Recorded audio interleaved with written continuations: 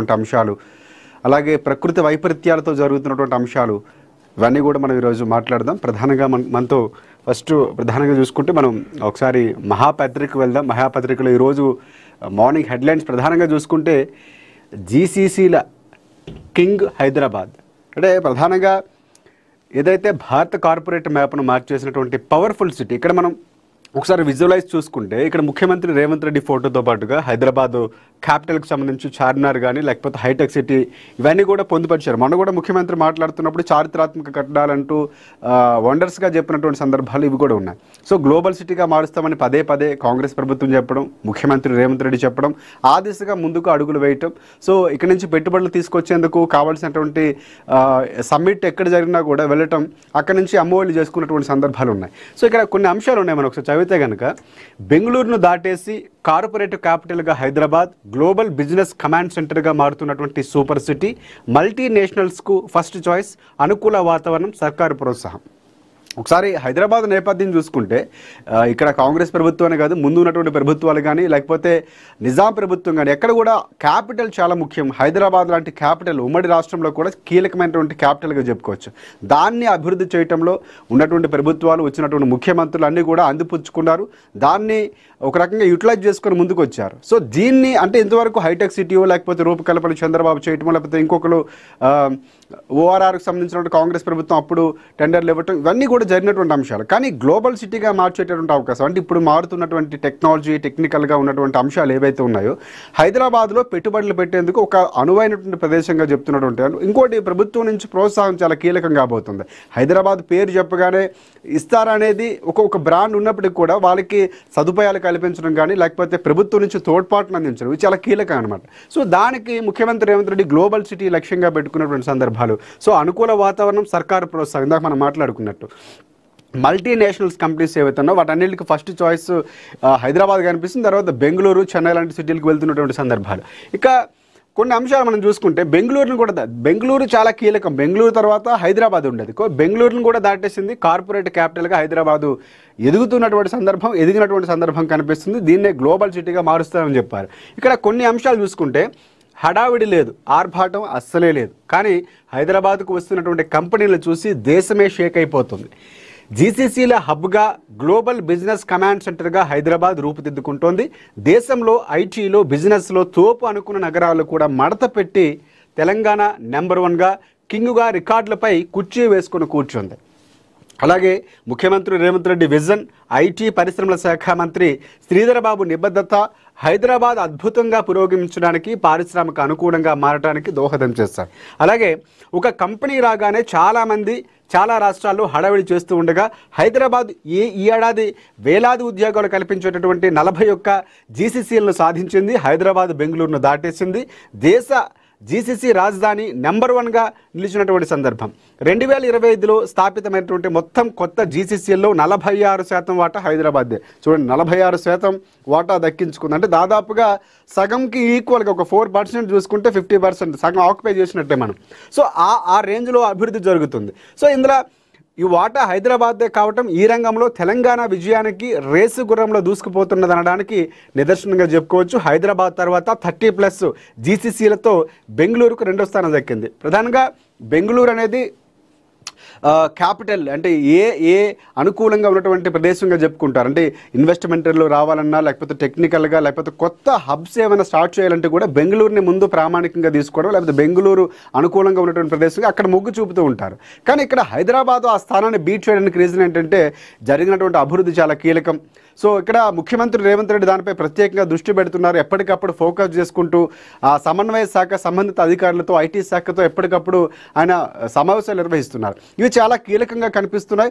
బెంగళూరు ఎందుకు వెనకబడిందంటే ఇక్కడ ముఖ్యమంత్రి రేవంత్ రెడ్డి కృషి, వారికి ప్రోత్సాహం అందించడం, ఇక్కడ ఉన్నటువంటి నిర్ణయాలతో పాటు అనుకూలమైనటువంటి వాతావరణం. అంటే ప్రధానంగా గ్లోబలైజేషన్ జరగాలి లేకపోతే అభివృద్ధి జరగాలి అంటే కనుక పెట్టుబడులు రావాలంటే వారు అనుకూలంగా ఉన్న ప్రదేశాన్ని చూసుకుంటారు. వాళ్ళకి వాతావరణం అనుకూలంగా ఉండాలి, ప్రభుత్వం నుంచి ప్రోత్సాహం ఉండాలి, సదుపాయాలు చాలా కీలకం కావాలి. ఎందుకంటే ఢిల్లీ లాంటి ప్రాంతంలో చూసుకుంటే వాతావరణ కాలుష్యం పెరిగింది. సో బెంగళూరులో కూడా ట్రాఫిక్ విపరీతంగా, వెళ్ళాలంటే సాయంత్రం దాదాపుగా 2-3 గంటల పాటు వెయిట్ చేయాల్సినటువంటి సందర్భాలు, ఇవన్నీ కూడా చాలా నియంత్రణ. ఇంకా గవర్నమెంట్ దానిపై ప్రయత్నం చేయాలి. ముఖ్యమంత్రి రేవంత్ రెడ్డి సో ప్రత్యేకంగా దృష్టి పెట్టాల్సిన అవసరం కూడా ఉంది. సో ఆ దిశగా ప్రభుత్వం ముందుకు వెళుతుంది. సో ఇక్కడ ఇంకా కంపెనీస్ రావాలంటే ఆ దిశగా వెళ్ళాలి. దాన్నే ఒక డెడ్లైన్గా పెట్టుకోవడం లేకపోతే ఒక మార్క్గా పెట్టుకున్నటువంటి సందర్భాలు, దాన్ని గ్లోబల్ సిటీగా మార్చేందుకు ఒక పునాది వేశారు. మొన్న శంకుస్థాపన కూడా జరిగినటువంటి సందర్భం. సో ఇవన్నీ కూడా జరుగుతున్నాయి. సో ఇక్కడ కొన్ని అంశాలు ఒకవేళ మనం మాట్లాడుకుంటే కనుక తక్కువ ఆపరేషనల్ ఖర్చులు, అంటే వాళ్ళు ఇక్కడికి వచ్చి కంపెనీ స్టార్ట్ చేయడానికి కావాల్సినటువంటి ఖర్చులు చాలా తక్కువగా ఉండటం, ప్రపంచ స్థాయి ఇన్ఫ్రాస్ట్రక్చర్.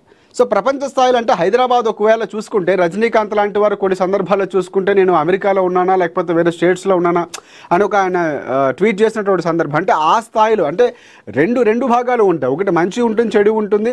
సో ఇక్కడ ఉన్నటువంటి సాధారణ పీపుల్స్ మిగతా ప్రాంతాల నుంచి, గ్రామీణ ప్రాంతాల నుంచి వచ్చి నివసించిన వాళ్ళు ఉంటారు. కానీ అభివృద్ధి వైపు చూసుకుంటే కనుక సో ఆ స్థాయిలో స్టాండర్డ్స్ ఉంటాయి, ప్రపంచ స్థాయి స్టాండర్డ్స్. ఇంకోటి pro business eco system.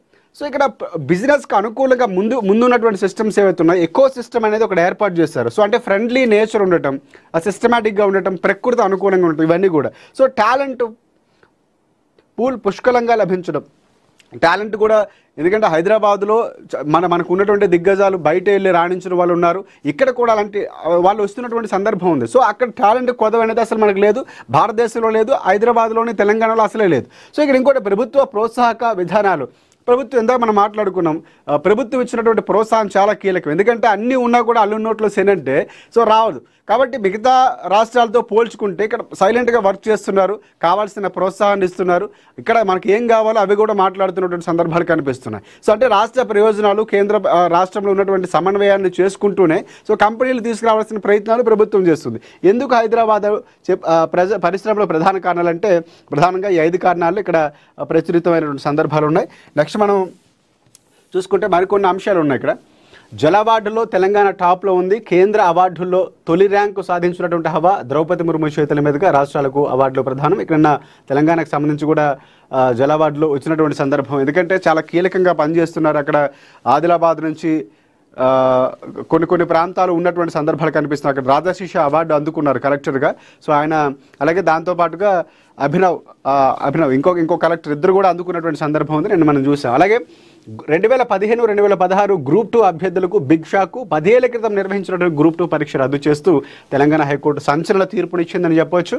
High court ఆదేశాలు టీజీపీఎస్సీ ఉల్లంఘించిందని అసహనాన్ని వ్యక్తం చేస్తూ పునర్మూల్యాంకనం చేయాలని టీజీపీఎస్కి ఆదేశాలు ఇచ్చారు. ఏవైతే ఓఎంఆర్ షీట్స్ ఉన్నాయో సో దాంట్లో కొన్ని అవకతవకలు జరిగాయి. మరొకసారి పరిశీలించిన తర్వాత ఏవైతే ఎగ్జామ్కి సంబంధించినటువంటి అంశాలు ఉన్నాయో సో మళ్ళీ నిర్వహించాలని చెప్పడం ఒక షాక్ అని చెప్పుకోవచ్చు. ఎందుకంటే వారు కోటి ఆశలతో ఉంటారు. ఎప్పుడు ఎగ్జామ్స్ అవ్వటం, గతంలో చూసినటువంటి పేపర్ లీకేజీలు ఇవన్నీ కూడా జరుగుతున్నటువంటి సందర్భం. ఇది 10 ఏళ్ల క్రితం నిర్వహించినటువంటి ఎగ్జామ్ గ్రూప్ 2కి సంబంధించినటువంటి అంశం. తాజాగా తెలంగాణ హైకోర్టు తీర్పు ఇచ్చింది. దీని మీద ముందుకు మళ్ళీ వెళ్ళబోతున్నారు అని చూడాల్సిన అంశాలు. మరొక అంశం చూసుకుంటే ఇక్కడ పీపుల్ సెంట్రిక్ డిజిటల్ గవర్నెన్స్లో రోల్ మోడల్గా తెలంగాణ ఉండబోతుందని ఉన్నటువంటి సందర్భం. ఇక్కడ ఏటా 10 లక్షల మంది యువతకు ఏఐపై శిక్షణ ఇస్తున్నాం. మా దృష్టిలో టెక్నాలజీ అంటే ఒక సమానత్వ సాధనం. అలాగే డిజిటల్ ట్రాన్స్ఫర్మేషన్లో ఇతర రాష్ట్రాలకు బెంచ్ మార్కు. మీ సేవ సర్వీసెస్ ఆన్ వాట్సాప్ ప్రారంభోత్సవంలో మంత్రి శ్రీధర్ బాబు ఇందాక మనం మాట్లాడుకున్న టెక్నికల్ ఐటీ శాఖ మంత్రిగా ఉన్నారు శ్రీధర్ బాబు అని చెప్తున్నటువంటి అంశాలు చాలా కీలకంగా. ప్రతి ఏటా 10 లక్షల మంది యువతకు ఏఐ, ఇప్పుడు ఏఐ అనేది ఫ్యూచర్ ట్రెండ్గా ఉన్నటువంటి ఫ్యూచర్ టెక్నాలజీలో ఇప్పుడు మనం ఏమైనా ముందు హైలో ఉందంటే ఏఐ ఉంది. సో ఏఐ అన్ని రంగాల్లోకి వస్తుంది, నాట్ ఓన్లీ పరిశ్రమలు లేకపోతే ఇక్కడ కాదు. సో వైద్య రంగంలో, విద్యారంగంలో ప్రతి శాఖలో కూడా ఏఐని వాడుకుంటున్నాం. మొన్న టీటీడీ లాంటి అక్కడ కూడా వాడుకుంటామని చెప్పడం. సో ఇవన్నీ కూడా కనిపిస్తున్నాయి. సో దాంట్లో 10 లక్షల మందికి యువతకు శిక్షణ ఇవ్వడం అనేది చాలా మంచి విషయం. అలాగే మా దృష్టిలో టెక్నాలజీ అంటే ఒక సమానత్వ సాధనం. అంటే టెక్నికల్ సమానత్వ సాధనం అంటే మనతో పాటు సమానంగా దాంతో పాటు మనం ట్రావెల్ చేయాలని చెప్పడం. అలాగే డిజిటల్ ట్రాన్స్ఫర్మేషన్లో ఇతర రాష్ట్రాలకు బెంచ్ మార్కుగా ఉండబోతుంది తెలంగాణ అనే అంశంతో పాటు మీ సేవ సర్వీసెస్ ఆన్ వాట్సాప్ ప్రారంభోత్సవంలో ఆయన చేశారు. అందులో హాయ్ అని పెడితే మీ సేవలో మనకి ఏ సమస్య ఉన్నా కూడా వెంటనే సమస్యకు సంబంధించినటువంటి రిప్లై రావటం, సో అక్కడ స్పందించడం అనేది జరుగుతుంది. అందులో హాయ్ అని చెప్పడం ఆయన కొన్ని నెంబర్లు కూడా ప్రచురించారు. సో అక్కడ ఏంటంటే ఒక నూతన ఆవిష్కరణలతో ముందుకు వెళుతుంది. అంటే ప్రజలకు మరింత చేరువవ్వాలి. ప్రజాప్రభుత్వంగా ఉన్నటువంటి కాంగ్రెస్ ప్రభుత్వం ఆ దిశగానే ముందుకు వెళుతుంది. నిన్న ఐటీలో ఏవైతే అభివృద్ధి సాధిస్తున్నామో ప్రజలకు చేరువవటంలో, అంటే మీ సేవ, అంటే మీకోసం సర్వీస్ చేయడానికి సర్వీసెస్ ఆఫ్ వాట్సాప్ స్టార్ట్ చేసినటువంటి సందర్భం, అందులో హాయ్ పెడితే వెంటనే మనకి రిప్లై వస్తుంది, మనకి సమస్య ఏంటి అన్నటువంటి అంశాలు కూడా పూర్తిగా ఉన్నటువంటి క్యాల్కులేషన్స్ అది కూడా మాట్లాడుకోవచ్చు. సో ఇంకా ఇక్కడ చూసుకుంటే ఇంకొక వార్త చాలా కీలకంగా కనిపిస్తుంది. సింగపూర్లో టోక్యో, న్యూయార్క్ మా పోటీ తెలంగాణను 3 ట్రిలియన్ ఎకానమీగా మార్చడమే లక్ష్యమని చెప్పినటువంటి సందర్భం కనిపిస్తుంది. అండ్ ముఖ్యమంత్రి రేవంత్ రెడ్డి తెలంగాణను 3 ట్రిలియన్ ఎకానమీగా మార్చడమే లక్ష్యం. గ్లోబల్ సిటీ మనం అందాక మాట్లాడుకున్నాం. ఆయన కృతనిశ్చయంతో ముందుకు వెళుతున్నారు. దేశానికి మోదీ భడేబాయ్, రాష్ట్ర అభివృద్ధికి సహకరించండి, గుజరాత్కు మోదీ ఇచ్చినటువంటి సహకారాన్ని మేము కూడా కోరుకుంటున్నామని ముఖ్యమంత్రి చెప్పడం. ఎందుకంటే గుజరాత్లో 3 సార్లు ముఖ్యమంత్రి అయినటువంటి మోదీ ఎంత అభివృద్ధి చేశారో, అక్కడ ఉన్నటువంటి తీసుకొచ్చిన పరిశ్రమలు కానీ లేకపోతే అభివృద్ధి చేసినటువంటి రంగాలు చాలా కీలకంగా కనిపిస్తున్నాయి. సో అలాంటి ఒక సహకారం కావాలని ముఖ్యమంత్రి కోరారు. దాంతోపాటుగా బడేభాయ్, గతంలో కూడా చోటాభాయ్ బడేభాయ్ ఈ అంశాలు రాజకీయంగా మార్చారు. ఏంటంటే పెద్దన్న పాత్ర పోషిస్తారు. ఇక్కడ ముఖ్యమంత్రి ఎవరున్నా కూడా, అక్కడ కేంద్రంలో ఎవరున్నా కూడా వారు బడేభాయ్ అవుతారన్నటువంటి అంశాన్ని ముఖ్యమంత్రి చెప్పడం మరొకసారి అది మళ్ళీ చెప్పినటువంటి సందర్భం. మెట్రో, త్రిపులార్, మూసీ అభివృద్ధికి కేంద్ర ప్రభుత్వం సహకరించాలంటూ సీఎం రేవంత్ రెడ్డి చెప్పారు. ఎందుకంటే మెట్రో ఫేజ్ 2వ ఫేజ్కి సంబంధించి శంకుస్థాపన జరగటం, దానికి సంబంధించినటువంటి పనులు కూడా జరుగుతున్నాయి. ప్రభుత్వం చాలా కీలకంగా ఉంది. అందులో దాదాపుగా 70% వాటా ప్రభుత్వమే భరించబోతుంది. సో ఆ టెండర్లకు సంబంధించిన ప్రక్రియ కూడా అవుతుంది. దాంతోపాటు ఎల్ఎన్టీ కంపెనీతో కూడా ముందుకెళ్తుంది. సో ఇంకోటి త్రిపులార్కు సంబంధించినట్టు చాలా కీలకంగా కాబోతుంది. ఆ భూ నిర్వాసితులు కానీ ఈ సమస్యలు పక్కన కూడా త్రిపులార్ ఒకవేళ కంప్లీట్ అయితే జరిగే మేలుకు సంబంధించిన కూడా ప్రభుత్వం పదే చెప్తుంది, దానికి సహకరించాలని చెప్పడం. మూసీ అనేది ముఖ్యమంత్రి చాలా కీలకంగా తీసుకున్నారు. సో దానికి ఒక రకంగా ఆయన చాలా కృతనిశ్చయంతో ఉన్నటువంటి సందర్భం. మూసీ ప్రక్షాళన జరిగితే ఎలా ఉండబోతుందో గతంలో డిజైన్లు వచ్చాయి. సో కొన్ని ప్రాంతాలకు వెళ్ళి అక్కడ చూసినటువంటి సందర్భాలు కూడా ఉన్నాయి. సో ఎలా ఉండాలి, డిజైన్ల అంశాలు కానీ ఇవన్నీ కీలకం కాబోతున్నాయి. ఎందుకంటే మొన్న వచ్చిన వరదలు కూడా మనం చూసాం, వరదలు ఎంత ఇబ్బంది పడ్డామంటే. సో మూసీ ప్రక్షాళన జరిగితే ఎక్కడ ఇబ్బంది ఉండదు, సుందరీకరణతో పాటుగా పర్యాటక పరంగా అభివృద్ధి చెందుతుంది, స్వచ్ఛత కలుగుతుంది. పూర్తి స్థాయిలో అవన్నీ కూడా ఫలాలు పొందాలంటే ఉన్నటువంటి కట్టడాలు ఇవన్నీ తొలగించాల్సిన అవసరం ఉందని సో హైడ్రా లాంటివి తీసుకురావడం, సో అందులో కూడా మిళితం చేసినటువంటి సందర్భం. నైరుతి రాష్ట్రాల పట్టణాభివృద్ధి మంత్రుల ప్రాంతీయ సమావేశం పాల్గొన్నటువంటి కేంద్ర మంత్రి మనోహర్ లాల్ ఖట్టర్, సీఎం రేవంత్ రెడ్డి మంత్రులు నిన్న నైరుతి రాష్ట్రాల పట్టణాభివృద్ధి మంత్రుల ప్రాంతీయ సమావేశంలో ఇవన్నీ కూడా కీలక వ్యాఖ్యలు చేసినటువంటి సందర్భం కనిపిస్తుంది. సో ఇంకోటి, 1 కోటి మంది మహిళలకు 1 కోటి చీరలు, అర్హులైన ప్రతి మహిళకు ఇందిరమ్మ చీర రేపు ఇందిరాగాంధీ జయంతి సందర్భంగా పంపిణీ ప్రారంభం. ఇందిరమ్మ చీరలపై సమీక్షలో ముఖ్యమంత్రి రేవంత్ రెడ్డి. గతంలో ముఖ్యమంత్రి ఉన్నటువంటి కేసీఆర్ అప్పుడు చీరలు ఇచ్చినటువంటి సందర్భం ఉంది, బతుకమ్మ చీరలు. సో ఆ చీరలపై సోషల్ మీడియాలో నానా హంగామా జరిగింది. రాజకీయంగా కొంతవరకు అది బీఆర్ఎస్ పార్టీకి నష్టమే చేకూరింది. కానీ ఈసారి నాణ్యతతో కూడినటువంటి చీరలు ఇస్తామని కాంగ్రెస్ ప్రభుత్వం చెప్పింది. సో ఆ దిశగానే కొంతవరకు లేట్ అయింది. అంటే మొన్న బతుకమ్మ సంబరాలకు ఇవ్వాల్సినటువంటి చీరలు లేట్ అయినటువంటి సందర్భం. అందుకే ఇందిరమ్మ పేరు మీద ఇస్తున్నారు. ఇందిరాగాంధీ జయంతి రోజున అవి పంపిణీ ప్రారంభం చేయబోతున్నారు. దాని పేరు ఇందిరమ్మ చీర అని పెట్టినటువంటి సందర్భం ఉంది. సో ఇక మరొక వార్త మనం చూసుకుంటే చాలా కీలకమైనటువంటి వార్త. మావోయిస్టు కీలక నేత హిడ్మా హతమైనటువంటి సందర్భం. అల్లూరు జిల్లా మారేడుమిల్లి అడవుల్లో ఎన్కౌంటర్ అయినటువంటి సందర్భం. ఎందుకంటే హిడ్మా చాలా కీలకం. ఎందుకంటే హిడ్మా ఆకారంలో ఉన్నటువంటి యుద్ధాలు చేయటంలో లేకపోతే అలాంటి వ్యూహాలు రచించడంలో చాలా కీలకమైనటువంటి వారు. సో హిడ్మాకు సంబంధించి గతంలో లొంగిపోతారని చెప్పినటువంటి చాలా విషయాలు వచ్చాయి. అంటే ఆయన లొంగిపోబోతున్నారు, ఎందుకంటే హిడ్మా లొంగిపోతే ఆల్మోస్ట్ అయిపోయినట్లే. సో ఇక్కడ ముందు నుంచి కేంద్రంతో చర్చలు జరుగుతాయని చెప్తున్నటువంటి సందర్భాలు, ఇటువైపు వామపక్షాల నుంచి కూడా అలాంటి భావజాలాలు వినిపించాయి. అలాంటి సందర్భాలు చాలామంది మానవ హక్కుల నుంచి కూడా వినిపించాయి. కానీ ప్రభుత్వం ఆపరేషన్ కగారు పెట్టుకుని దాదాపుగా 4 నెలలు మాత్రమే సమయం ఉంది. సో మార్చి వరకు కంప్లీట్ చేయాలంటే ఒక డెడ్ లైన్ పెట్టుకుంది. నిన్న బండి సంజయ్ కూడా అవే వ్యాఖ్యలు చేశారు. సో హిడ్మా చాలా కీలకం కాబోతుంది ఆపరేషన్ కగార్లో. హిడ్మాని అలాగే భార్యను కూడా నిన్న హతమార్చినటువంటి కొన్ని ఫోటోలు కూడా అక్కడ ఆపరేషన్ కగార్కు సంబంధించినటువంటి టీం రిలీజ్ చేసింది. సో అవి చూసిన తర్వాత ఆంధ్రప్రదేశ్లో కదలికలు, అంటే ఆంధ్రప్రదేశ్లో దాదాపుగా మనకి భద్రాద్రి, కొత్తగూడెం, ఖమ్మం లేకపోతే ఈ ప్రాంతాలు ఎక్కువగా చూస్తూ ఉంటాం. సో కానీ అక్కడికి మకాం మార్చడం, అంటే హిడ్మాన్ కూడా నిన్న హతమార్చినటువంటి రంపచోడవరం అక్కడ ఏజెన్సీ ఏరియాలోనే అక్కడ హతమార్చడం, నెల్లూరు లాంటి ప్రాంతాల్లో, విజయవాడ లాంటి ప్రాంతాల్లో వారు అక్కడ ఇల్లుకి అద్దెకు తీసుకోవడం, అంటే ఏమైనా కుట్రకు ప్రయత్నం చేస్తున్నారా అనేటువంటి అంశాలు కూడా నిన్న చాలా కీలకంగా కలవరపాటుకు గురి చేస్తే ముందస్తుగానే పోలీసులు కాటన్ సెర్చ్ ఆపరేషన్స్ కానీ లేకపోతే సమాచారం మేరకు అక్కడికి వెళ్ళి గస్తీ నిర్వహించినటువంటి సందర్భాలు, చాలామందిని పట్టుకున్నారు. నిన్న దాదాపుగా నెల్లూరులో ఒక 17 మందిని పట్టుకున్నటువంటి సందర్భాలు, విజయవాడ లాంటి ప్రాంతంలో 60 మందిని దాదాపుగా పట్టుకున్నారు, కొంతమంది మిస్ అయ్యారని పోలీసులు, అక్కడ ఎస్పీలు డిఎస్పీలు కూడా సమావేశాలు నిర్వహించినటువంటి సందర్భాలు కూడా కనిపిస్తున్నాయి. 100 మంది ఎస్పీలతో కూడా నిన్న సమావేశం నిర్వహించారు. సో ఇవన్నీ అంశాలు. ఇక్కడ అల్లూరు జిల్లా మారేడుమిల్లి అడవుల్లో ఎన్కౌంటర్ జరిగింది. మడావి హిడ్మా, ఆయన భార్య రాజేష్ సహా 6 మావోయిస్టులు మృతి చెందారు. విజయవాడలో 26 మంది మావోయిస్టులు అరెస్టు చేసినటువంటి సందర్భం. ఏలూరులో మరొక 11 మంది పట్టివేత. పట్టుకున్న వారిలో 11 మంది దండకారణ్య స్పెషల్ జోన్ కమిటీ సభ్యులుగా గుర్తించినటువంటి సందర్భాలు పోలీసులు ఉన్నాయి. అలాగే ఆటోనగర్కు జల్లెడ పట్టినటువంటి ఆక్టోపస్ బలగాలు 5 గంటల పాటు సాగిన ఆపరేషన్లో ఇవన్నీ కూడా కీలకమైనటువంటి విషయాలు. ఎవరైతే హిడ్మాకు సంబంధించినటువంటి గతంలో చిత్రం, సో ఇక్కడ ఆయనకు బహుభాష చెప్తూ ఉంటాడు అనమాట. ఆయన అక్కడ ఉన్నటువంటి గోండు భాషలతో పాటుగా తెలుగు మాట్లాడగలుగుతారు, హిందీ మాట్లాడడం, అక్కడ ఉన్నటువంటి ప్రాంతీయ భాషలు, అంటే ఇవన్నీ అంటే అంత యుద్ధ రీతులన్నీ నేర్చుకోవడం, అంటే చాలా కాలం నుంచి ఆయన ఉన్నటువంటి సందర్భం కనిపిస్తుంది. సో అక్కడ ఉన్నటువంటి సామాజిక పరిస్థితులు అర్థం చేసుకొని సో అక్కడ అటాక్ చేయడం అనేది చాలా కీలకం. హిడ్మా గత చాలాసార్లు వినే ఉంటాం, కానీ ఎట్టకేలకు హతమార్చింది. కొన్ని రోజుల నుంచి తనకి రివార్డు కూడా తనపై ఉన్నటువంటి సందర్భాలు ఉన్నాయి. కొన్ని అంశాలు ఇక్కడ మనం చూద్దాం. మావోయిస్టు పార్టీకి భారీ ఎదురుదెబ్బ తగిలింది. ఇంతకాలం మావోయిస్టు ఉద్యమానికి కీలకమైనటువంటి హిడ్మా ఎన్కౌంటర్లో హతమయ్యారు. హిడ్మాతో పాటుగా ఆయన భార్య కూడా పోలీసుల కాల్పుల్లో మరణించారు.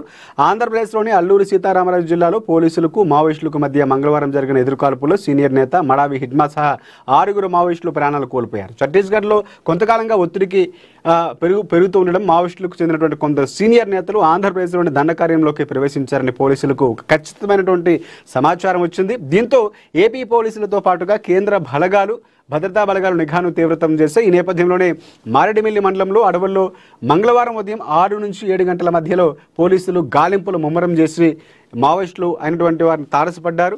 ఆ మారేడుమిల్లి అటవీ ప్రాంతంలో భద్రతా బలగాలు అలాగే మావోయిస్టులు కాల్పులు జరగగా 6 మావోయిస్టులు మృతి చెందారు.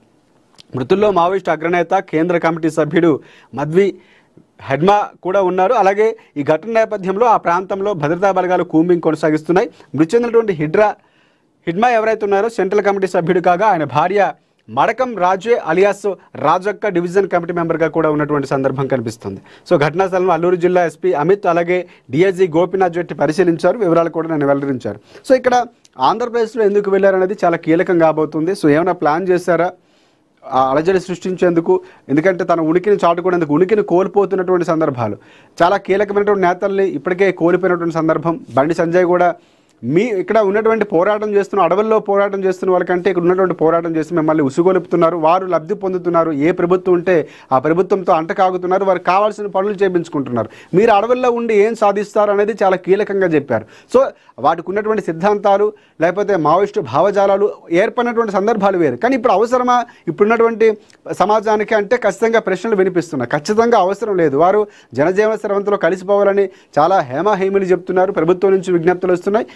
కేంద్ర ప్రభుత్వం ఒక రకంగా విజ్ఞాపనలు చేసింది, వెళ్ళలేదు, ఆపరేషన్ కాగా డెడ్ లైన్ పెట్టుకుంది. సో కొనసాగుతున్నటువంటి సందర్భం నిజంగా జనజీవన స్రవంతిలో కలిస్తే, ఎందుకంటే చాలామంది ఇప్పటికే కలిసినటువంటి సందర్భాలు కనిపిస్తున్నాయి. కీలకమైన నేతలతో సహా చాలామంది జనజీవన స్రవంతిలో కలిశారు, ప్రభుత్వంతో వచ్చి మాట్లాడినటువంటి సందర్భాలు, వారిపై రివార్డులు కూడా ఉన్నాయి. అంటే ఈ స్థాయిలో అప్పుడు ఏర్పడినటువంటి సందర్భాలు, మావోయిస్టులకు ఏర్పడినటువంటి సందర్భాలు వేరు, వారి యొక్క సిద్ధాంతాలు వేరు. ఇప్పుడు ఆ సిద్ధాంతాలు పనికొస్తాయంటే ప్రశ్నార్థకం. ఎందుకంటే ఎప్పటికప్పుడు మారుతున్నటువంటి సందర్భాలు, గ్లోబలైజేషన్ మారుతున్నటువంటి సందర్భాలు, పట్టణీకరణ జరుగుతుంది, ప్రపంచీకరణ జరుగుతుంది. ఇలాంటి సందర్భాల్లో అడవుల్లో ఉండి ఏం సాధిస్తారంటే ప్రశ్నలు ఉత్పన్నమవుతున్నాయి. సో ఇక్కడ ఉన్నటువంటి వారు ఎవరైతే ఉన్నారో వారి లబ్ధి చేకూరుతున్నారేమో, వారికి సపోర్ట్గా మాట్లాడుతూ వీరికి కావాల్సిన పనులు, పిల్లలు విదేశాల్లో చదివించుకోవటం, ఎక్కడ ఎవరు అంటే నష్టపోతుంది, మీ కుటుంబాలు వదిలేసుకొని ఉద్యమానికి ఒక ఎక్కడా కూడా ఒక నిర్మాణం లేనటువంటి సందర్భం కనిపిస్తుంది అన్నటువంటి వ్యాఖ్యలు నేను బండి సంజయ్ చేశారు. కొంతవరకు అందులో వాస్తవం ఉండొచ్చు, అంటే రాజకీయంగా చేసినా కూడా సో వాస్తవాలు కనిపిస్తున్నాయి. సో మారాల్సిన సమయం ఉందా అంటే ఇంకా ఎంతమంది ఉన్నారనేది చాలా కీలకం కాబోతుంది.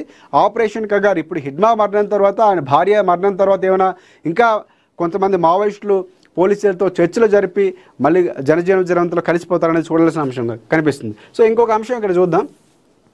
మా ప్రభుత్వంపై విమర్శల, కేటీఆర్పై కంది శ్రీనివాసరెడ్డి ధ్వజం. సో నిన్న ఎవరైతే కేటీఆర్ నిన్న ఆదిలాబాద్లో పర్యటనకు వెళ్ళినటువంటి నేపథ్యంలో చాలా కీలకమైనటువంటి వ్యాఖ్యలు చేశారు.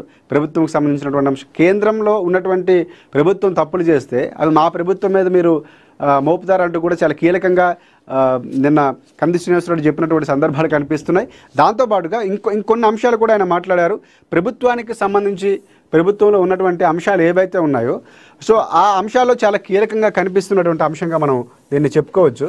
సో ఇక్కడ ఆయన ముందు నుంచి కూడా అంటే ప్రభుత్వ విధానాలు ఏవైతే ఉన్నాయో అంటే గతంలో బీఆర్ఎస్ పార్టీ 10 ఏళ్ల పాటు పరిపాలించింది. సో రైతులకు మీరు ఏం చేశారు, రుణమాఫీ చేస్తామని చెప్పారు, చేస్తారా? కానీ ఏకకాలంలోనే ఒకేసారి 2 లక్షల రూపాయలు రుణమాఫీ చేసినటువంటి సందర్భాలు ఉన్నాయని కూడా కేసీఆర్ చెప్పినటువంటి సందర్భాలు ఉన్నాయి. దాంతోపాటుగా ప్రభుత్వం అంటే మా ప్రభుత్వం కృతనిశ్చయంతో ఉంది, ఇచ్చిన మాట నిలబెట్టుకున్నాం, రుణమాఫీ చేసినటువంటి సందర్భం మీరు రుణమాఫీ మాట ఇచ్చారు చేయలేదన్నటువంటి అంశాలు కానీ రైతులకు సంబంధించినటువంటి ప్రతి సమస్యని కూడా కాంగ్రెస్ ప్రభుత్వం ముందు నుంచి అప్పుడు రైతులకు చేసింది మేమే, ఇప్పుడు చేసింది కూడా మేమే అని చెప్పినటువంటి సందర్భాలు కనిపిస్తున్నాయి. కేటీఆర్ కానీ అలాగే అక్కడ ఉన్నటువంటి నాయకులు ఎవరైతే ఉన్నారో బీఆర్ఎస్ పార్టీ నాయకులకు సంబంధించి ఏమీ చేయకుండా ఆర్భాటాలు చేయడం ఎందుకు అనేటువంటి ప్రశ్నలు లేవనెత్తినటువంటి సందర్భాలు, కేంద్ర ప్రభుత్వం తప్పులు ఏవైతే కొన్ని యాప్లు స్టార్ట్ చేశారు, ప్రధానంగా ఏ సమస్యలు వచ్చాయో ఆ యాప్కు సంబంధించినటువంటి సమస్యలు కేంద్ర ప్రభుత్వానివే. ఇప్పుడు జరుగుతున్నటువంటి కొనుగోలు విషయంలో తేమ శాతానికి సంబంధించినటువంటి అంశాలు కానీ కేంద్ర ప్రభుత్వానివే. సో అవన్నీ సమస్యలన్నీ కూడా కేంద్రంపై ఉంటే రాష్ట్ర ప్రభుత్వంపై ఎందుకు నెపం నెట్టుతున్నారన్నటువంటి ప్రశ్నలు కూడా ఇక్కడ కంది శ్రీనివాసరెడ్డి నిన్న లేవనెత్తారు. సో సూటిగానే ఆయన ప్రశ్నలు సంధించినటువంటి సందర్భాలు కనిపిస్తున్నాయి. కాబట్టి కేంద్ర ప్రభుత్వం తప్పులు ఇక్కడ సమస్యలే లేకుండా సమస్యలకు అవకాశం లేకుండా ప్రభుత్వం పనిచేస్తుంది, వీలైతే సలహాలు ఇవ్వండి అని కూడా హితవు పలికినటువంటి సందర్భాలు కంది శ్రీనివాసరెడ్డి కనిపిస్తుంది. ఇక ఆపరేషన్ కగార్ సక్సెస్ అయినట్లయినా ఎన్కౌంటర్పై ప్రొఫెసర్ హర్గోపాల్కి సంబంధించినటువంటి కొన్ని అంశాలు, ఐబామ్ రవి కేసులో ఈడీ రంగప్రవేశం ఉన్నటువంటి వార్త కూడా కనిపిస్తుంది. ఐబామ్కి సంబంధించిన అంశాలు వరుసగా మనం చూస్తున్నాం. తన ఇంటి పేరునే ఐగా మార్చి రవి అక్కడ చేసినటువంటి అంశాలు, ఆయన పూర్తిగా క్షమాపణలు చెప్తూ ఒక ట్వీట్ కూడా బయటకు వచ్చింది. ఇవన్నీ అంశాలు మనం చూస్తున్నాం. ఆయన నేపథ్యం ఒక కిక్కు కోసం మొదలైనటువంటి సినిమా ప్రయాణం, సినిమాల కోసమే సినిమాలు చూస్తూ ఉంటాం, కాకపోతే సినిమాలు చూడడం కోసం తను ఒక కిక్, తను ఫస్ట్ ముందు నేనే చూడాలి ఆ ఎగ్జైట్మెంట్ కోసం తను స్టార్ట్ చేశాడు. సో అక్కడి నుంచి స్టార్ట్ చేసినటువంటి అంశం ఈరోజు చాలామందికి ఐబాంలో సినిమా అంటే ఈజీగా మనం థియేటర్కి వెళ్లకుండా ఫ్యామిలీ మెంబర్స్ అందరూ మన సినిమాలో మన టీవీలో పెట్టుకుని కూర్చొని చూడొచ్చు. సో అలాంటి ఒక రకంగా ఫ్యాన్ ఫాలోయింగ్ కూడా ఉంది, చాలా పాజిటివ్గా రెస్పాండ్ వస్తుంది.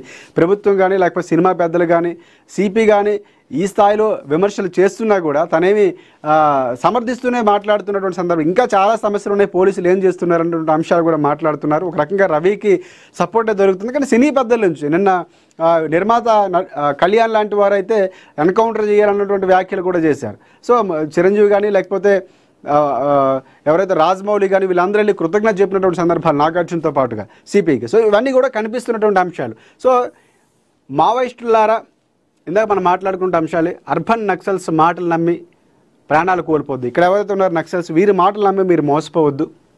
పట్టణాల్లో వీరు జల్సాలు చేస్తున్నారు, ఏ పార్టీ అధికారంలో ఉన్నా పైరువేలు చేసుకుంటూ ఆస్తులు పోగేసుకుంటున్నారు. మావోయిస్టుల చావుకు అర్బన్ నక్సల్సే కారకులు. తక్షణమే తుపాకీ వీడి జనజీవన స్రవంతిలో కలవండి. వేములవాడలో కేంద్ర మంత్రి బండి సంజయ్ వేములవాడ ఏరియా ఆసుపత్రికి 1.5 కోట్ల రూపాయల వైద్య పరికరాలు అందజేతలో ఆయన వ్యాఖ్యలు చేసినటువంటి సందర్భాలు. బీసీ రిజర్వేషన్లు భిక్ష కాదు అంటే బీసీ రిజర్వేషన్లు అనేవి భిక్ష కాదు అంటూ కవిత కొన్ని వ్యాఖ్యలు చేశారు. 42% రిజర్వేషన్లను చట్టబద్ధం కావాలి, పార్టీలో కుట్రతోనే తుమ్మలను దూరం చేశారు. తుమ్మలకు సంబంధించి గీల వ్యాఖ్యలు చేశారు. ఒకసారి చదివాక మనం మాట్లాడదాం. రైతు సమస్యలపై కాంగ్రెస్ పార్టీ సర్కారుపై ధ్వజం, సామాజిక తెలంగాణ లక్ష్యం, ఎర్ర జెండా పార్టీలతో కలిసి జాగృతి పోరాటం. తెలంగాణ జాగృతి అధ్యక్షురాలు మాజీ ఎంపీ కల్వకుంట్ల కవిత. ఇప్పుడు చాలా వరకు ఎర్ర జెండాలంటే సిపిఐ సిపిఎం పార్టీలు, ఇందులో కాంగ్రెస్ పార్టీతో కలిసి ఉన్నటువంటి సందర్భాలు కనిపిస్తున్నాయి. సో వాటితో పోరాటం ఎలా చేస్తారని, ఎందుకంటే పోరాటాలంటే ఖచ్చితంగా సిపిఐ సిపిఎం అనుబంధ సంస్థలు ఏవైతే ఉన్నాయో సిఐటి ఇవన్నీ కూడా ముందుకు వస్తాయండి. సో ఇక్కడ వారితో కలిపి పోరాటం చేస్తామని చెప్తుంది. కానీ నిన్న మాట్లాడినటువంటి మాటలు అంటే అరెస్టు చేస్తే భయపడిపోతాం అనుకున్నారా?